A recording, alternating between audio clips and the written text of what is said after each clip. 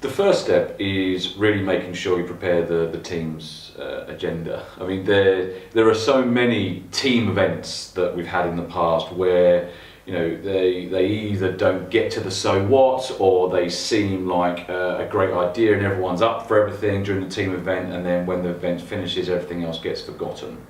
So we want to make sure that we have a long and lasting impact, and then that's where the GC Index comes in, because once you finish the event, you're leaving a language and a framework of impact and contribution that enables everyone to continue once the event is over. So step one is very much making sure all of the team members take the GC Index. They will fill out the GC Index. It takes 5 to 10 minutes depending on the individual, and then they get their personal profile reports. We would recommend that each of those individuals has a one-to-one feedback session about their reports to ensure they understand it. If they have any questions, we get them out early, but also they can start thinking about how they want to make an impact to the team event. And then equally, you're using those one-to-one sessions to start shaping the agenda for the team intervention. Certainly the leader would have their own view, but it's great to pull out the themes which the GC Index enables you to do in your conversations with the individuals, to start pulling out themes that we probably need to pick up if they're consistent across the group for the team event. And that starts setting your agenda. So step two, clearly we have to then shape the design for the session. Sometimes you can have a whole day, sometimes you can have 2 days, sometimes you've only got half a day. So obviously you would need to cut your cloth accordingly depending on the needs. This design phase is critical, so you're taking all of the collective sort of themes from the one-to-one feedback sessions, and you will then shape the design with the team leader and then the person in charge of the either L&D or people or HR, to make sure that you're hitting the business objectives of the leader, but taking into account some of the themes that you've had from your one-to-one feedback sessions with the rest of the team. Now, what we would typically suggest is that you would break the team design into half. The half of the session will be very much focused on the GC Index, and then the second half will be very much focused on taking that then into business objectives. So for the first half, you would look to shape your GC Index session to focus on 3 core areas. One is individual impact. So making sure that each individual knows how they can maximize their own impact and want to maximize their own impact. And you're building upon the one-to-one sessions that you've already had with them. The second is very much looking at complementary relationships. So where within my team are there complementary relationships where we are either the same and we have the same proclivity, therefore what does that mean? We're different. What does that mean? And how are we going to impact this team in different ways, but valuing the contribution of everybody. So certainly the second part is looking at those complementary relationships around impact and contribution. The third part we very much then look at is the team as a whole, and we ask questions around the need for creativity and innovation in this team, the need of strategic clarity and direction. How do we get things done? How do we make sure stuff happens? How do we ever focus on learning? How do we learn from our mistakes? Are we constantly improving things that we're doing? And obviously the favourite is the collaboration, and real collaboration you can get into, not just we're all nice to each other and we have drinks on a Friday, but where is the genuine collaboration within this team, and is it needed, and if so, how is it valued? So really much focusing on the team impact towards the end of your GC Index session. Then for the second half, you really will be pulling out a number of business objectives, business imperatives from your GC Index session. It's then how do we start addressing those? Not just how do we start addressing those in this session, but how do we start addressing those when we leave the room and start making some business impact. So whether it's an agile team, how are we going to sort of shape ourselves and make an impact for our next sort of sprint or delivery expectation. Whether it's a sales team, how we're going to leverage each other's strengths and experience when we leave this room into sales. We start to see that collaboration is through the GC Index is focused much more not on my functional level. So I'm in finance, so my typically collaboration would be people will come to me when they want some numbers, I go to them when I want some numbers. No, we often then breed collaboration around, oh, you're in finance, but I saw that you've got a proclivity to be creative. I might want to tap into some of that. Or I see that you've got a proclivity for polisher, and I wouldn't mind just checking sort of how the quality of this particular document. It has nothing to do with numbers, for example. So you start to get collaboration around the GC Index proclivities rather than functional roles. Okay?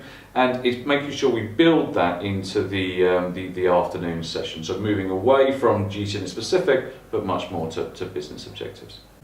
So step 3 is you've got to deliver it.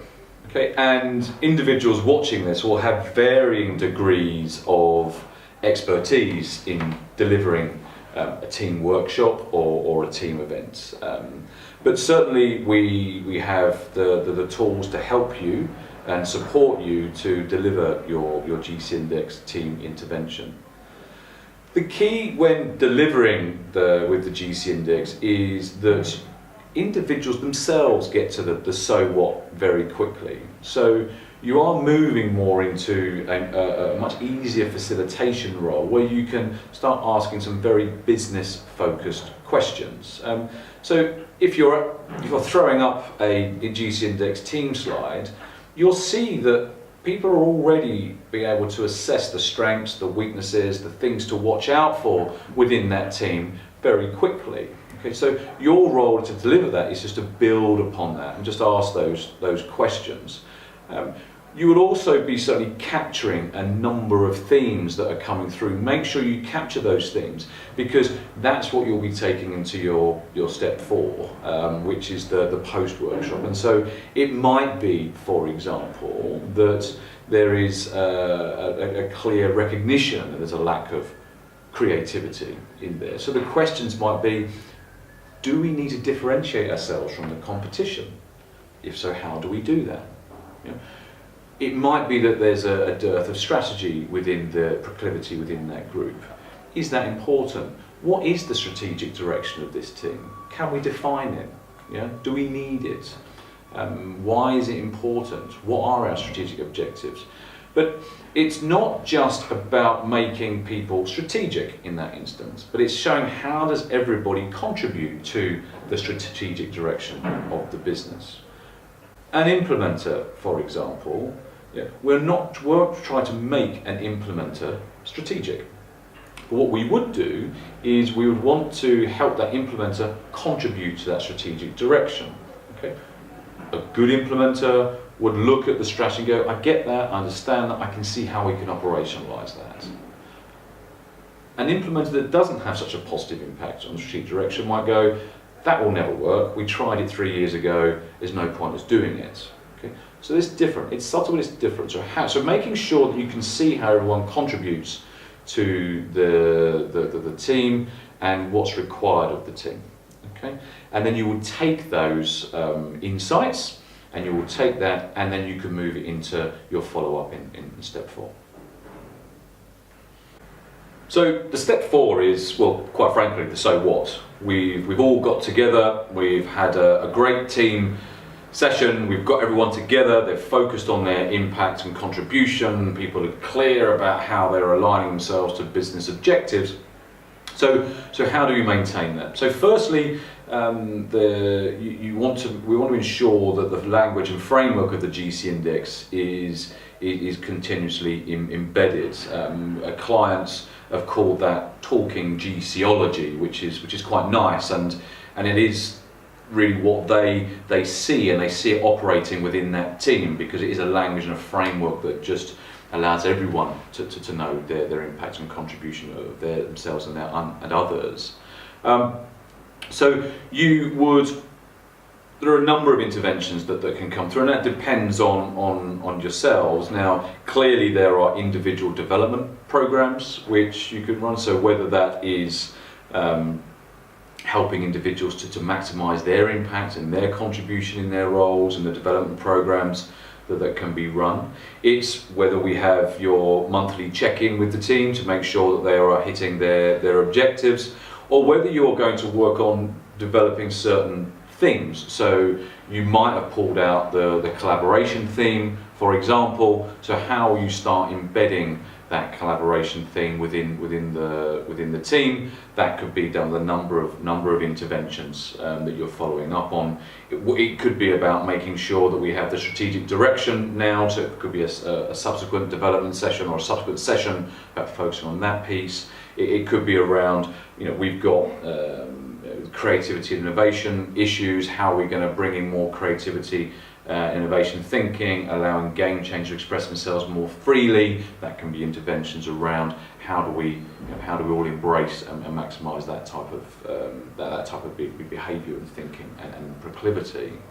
So there are a whole world of opportunities following your team session, but ultimately we want to make sure that you're keeping it focused on what does the business really want to achieve, what do we need to achieve, and how can we best all make an impact and contribute to that. Okay, well that's the end of this particular video. I hope you've found that useful. As you know, there are a wealth of materials out there that are created by us here at GCHQ and within the GCologist community that are there for you to use and help you maximise your own team interventions. If you have any questions, please do come and contact us here at GCHQ for more. There's obviously more information on YouTube, the GCologist community, and our Friends of GCology platform, where everyone is very sort of happy to help us all maximise the inputs that we have on our teams and our clients. So, as we all know, not everyone's a game changer, but everyone can make a game-changing contribution. Thank you.